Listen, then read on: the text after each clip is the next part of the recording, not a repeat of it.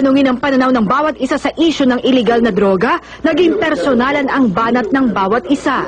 I don't see the mayor now effective in his manner. His own son was caught red-handed in a bypass operation pushing drugs. Mali na naman na nahuli daw na nagbebenta ng drugs. No, he was using drugs. As a matter of fact, the case was dismissed. Ni minsan, hindi ko tinulungan yung aking anak. Pero ay kinagulat ng lahat. Meron din siyang anak na na-use. The next question. Wala akong anak na umamoy, humawak, tumingin sa droga.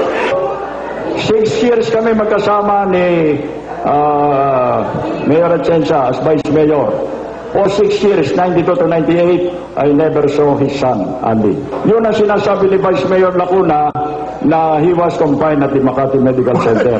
Thank you. Si Ali, sumagot ka. Isa po akong atleta buong buhay ko. Hindi ako gumamit ng droga kahit kailan. At hindi ako gagamit kailan. Pasensya na po, Mayor. Pero huwag po tayo magbabastos kasi gusto namin respetuhin kayo. Kaya naman ang sumunod na mga tanong, pampahupa ng tensyon, pero nauwi rin sa pasaringan. Anong kinatutuwa sa iyo ng labis ng nanay mo, Mayor Lim? Ang kabilin-bilinan sa akin, huwag mandaraya, huwag magsisinungaling, huwag magnanakaw. Tandaan mo lang, huwag ka magsisinungaling, alang sinungaling, kapatid ng magnanakaw. Inuulit lang yung sinabi ko eh. Sa huli, nagkamay din ang dalawa. Sa halalan na lang ang huling pagtutuos. Mahigit 2 linggo